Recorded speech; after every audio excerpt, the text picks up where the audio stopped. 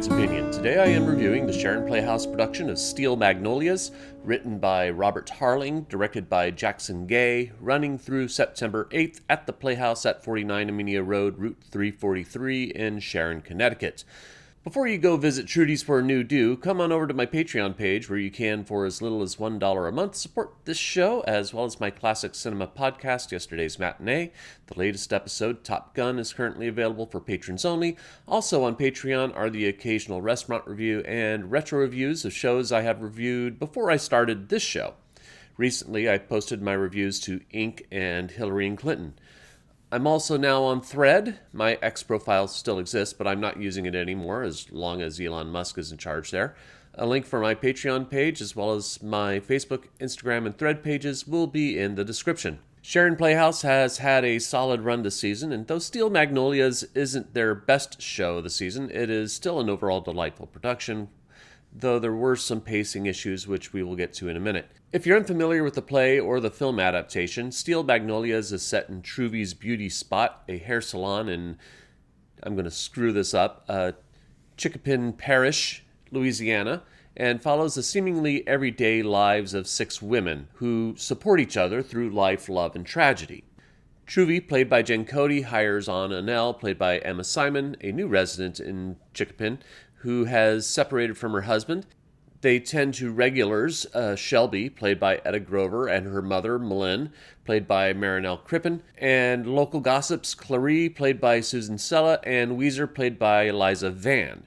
The story starts on Shelby's wedding day, where she is getting her hair done, during which she has a diabetic emergency.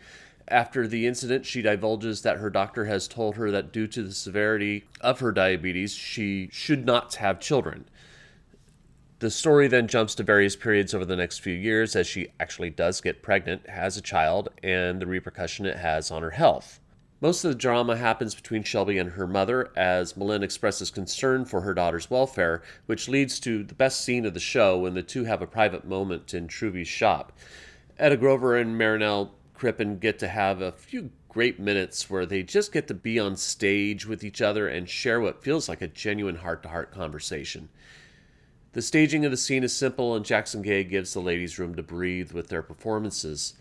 Crippen again gives an excellent performance in the final scene, as well as she attempts to keep a smile on behind the mammoth emotional distress she's struggling with. The progressive chipping away of her facade is, artistically speaking, a delight to watch. If only the rest of the play was as good as these two scenes.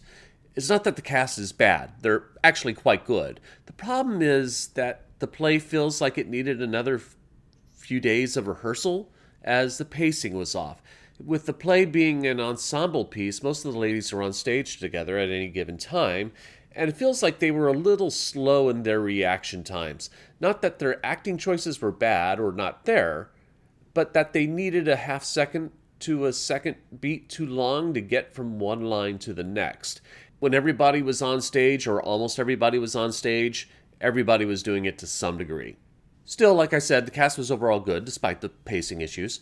Along with the great work mentioned earlier with Crippen and Grover, Cody, who has previous experience with Louisiana characters when she voiced Charlotte LeBoeuf in the Disney film The Princess and the Frog, she brought elements of Charlotte into Truvy, which was a delightful take on the role, escaping a little from the Dolly Parton version of the character that people are familiar with. It made it feel a little more original. Also, kudos to Cody for doing Shelby's hair and keeping on track with the play while dealing with styling the massive wig Grover has to wear during the first scene. And extra kudos for her and Emma Simon the rest of the play as they deal with their hairstyling tasks throughout the show. Speaking of Simon, she gives Annelle a slightly prudish awkwardness that grows as she becomes more evangelically inclined. Cella and Liza Vann make a solid comic duo as the sassy talking Clairee and Weezer.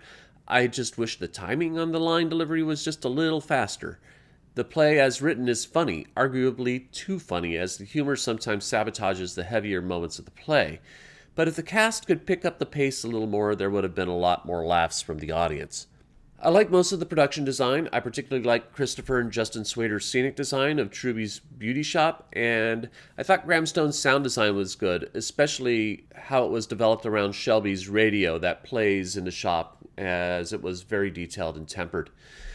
I wasn't a fan of the wig and makeup work, though. It's obvious that most of, if not all, the cast are going to have wigs on. The show's set in a hair salon, but it shouldn't be so painfully obvious. The cap of the wig for Annelle, for example, prominently sat on Emma Stone's forehead and needed some desperate covering or masking. The thing is, the problems I have with this production of Steel Magnolias can be easily remedied through a little more attention to detail. This could be a great production, but in the end we have a decent to solid production with a cast that needs another few days of rehearsal and some tidying up on some of the hair and makeup design. But I am only one man's opinion, so be sure to leave yours in the comments below. If you'd like to see Steel Magnolias, I'll leave a link in the description where you can get tickets. Also in the description will be a link to my Patreon page where you can help support my work. You can also support me by liking, sharing, and subscribing, and click the notification bell to be alerted to future reviews. My next review will be the new musical Maggie at Goodspeed Musicals. Thank you for watching, and I will see you at the theater.